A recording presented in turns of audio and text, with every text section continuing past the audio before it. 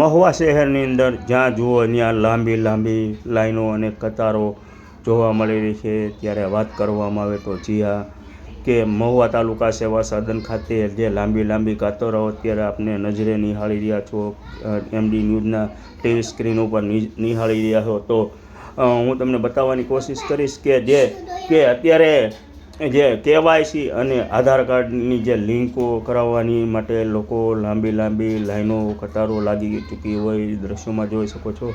કારણ કે જે કેવાયસી કરાવવું છે તે ફરજિયાત છે ને આધાર કાર્ડની અંદર લિંક કરાવવું પણ ફરજિયાત છે। તેને લઈને આજ રોજ મહુવા ખેડૂત આગેવાન ભરતસિંહ વાળા જે તાલુકા સેવા સદન ખાતે પહોંચી ગયા હતા અને તમામની વારે આવી પહોંચ્યા હતા। તાલુકા સેવા સદન ખાતે પહોંચી અને તમને 50,000 કે લાખ રૂપિયાનો પગાર આપીએ છીએ અને અમારે અહીંયા લાઇનમાં ઊભું રહેવું પડે, અમારી બહેનો દીકરીઓને લાઇનમાં ઊભું રહેવું પડે, અમારા બાળકોને લાઇનમાં અહીંયા આવી જવું પડે, એટલે તમે બધા શું સમજો છો? જેની જેની જવાબદારી થતી હોય, જેને આમાં એના અંડરમાં આવતું હોય એ અત્યારે જ અહીંયા આવી જજો।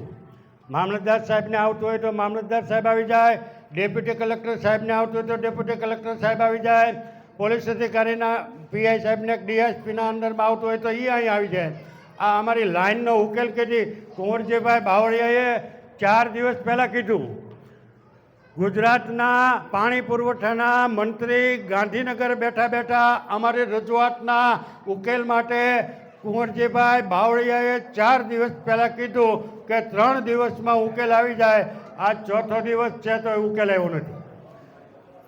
આમાં શું મિસ્ટેક છે, શું ખામી છે, ક્યાં અગવડતા છે, અમારો શું વાંક છે, અમે શું ગુનો કર્યો છે, અમે અહીંયા તમારું શું ડુંડા લણી ગયા છીએ તે અમારા ભાઈઓ દીકરાને, અમારા વડીલોને, અમારી માતા બહેનોને, અમારા બાળકોને અહીંયા લાઈનમાં ઊભું રહેવું પડે। એટલે તમે સમજો। મારું નામ વાળા ભરતસિંહ પોપટભા, પ્રદેશ પ્રમુખ ખેડૂત કલ્યાણ સંગઠન। આજે અમે મહુવા મામલતદાર અને ડેપ્યુટી કલેક્ટર સાહેબની કચેરીએ જ્યારે ગયા ત્યારે 150 થી 200 માણસો પોતાના આધાર કાર્ડ કે રેશન કાર્ડ કે કેવાયસી જેવા બીજા 8x8 વગેરેની લાઇનમાં 150-200 માણસો ઊભા હતા અને રોજની માટે 200 થી 500 અને ક્યારેક તો 1000 માણસોની લાઈન થાય અને 2-3 દિવસ સુધી વારો નથી આવતો।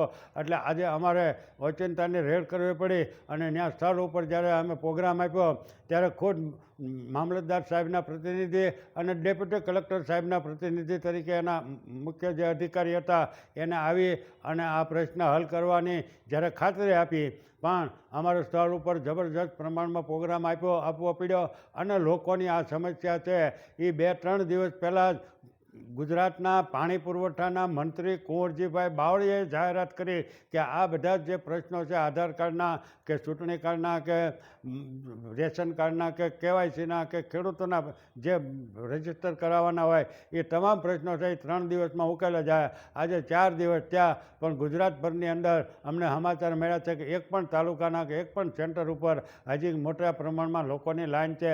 એટલે આ લોકોને લાઈનમાં ઊભું રહેવાનું અને સરકારના પ્રતિનિધિ કે સરકારના નેતાઓને બસ ખાલી વાતો જ કરવાની, અવડા મોટા નેતા બોલતા હોય અને જો અધિકારીઓ કામ કરતા ન હોય તો પછી નેતાઓને રાજીનામું આપી દેવા જોઈએ અને અધિકારીઓને બધાને ઘર ભેગા કરી દેવા જોઈએ। આ 50,000 લાખ રૂપિયાના પગાર ખાય, પ્રજાને કોઈ મફત તો કામ કરતા નથી। એટલે અમારે પછી ના છૂટકે મેદાનમાં આવ્યા ત્યારે મામલતદાર સાહેબના પ્રતિનિધિ અને કલેક્ટરના પ્રતિનિધિએ આજે અમને આશ્વાસન આપ્યું છે કે 2-3 દિવસની અંદર આ પ્રશ્ન હલ થઈ જશે અને 500,000 માણસો હતા એ હવે ઓછા થવા માંડ્યા છે એટલે અમે કામ કરીએ છીએ એવું કીધું। એટલે આજે અમે મુલતવી રાખી, પણ આવનારા દિવસોમાં જો આ બરાબર નહીં થાય તો પાછા લોકોને સાથે રાખી અને મામલતદારને કલેક્ટર કચેરીને ઘેરાવ પણ કરીશું।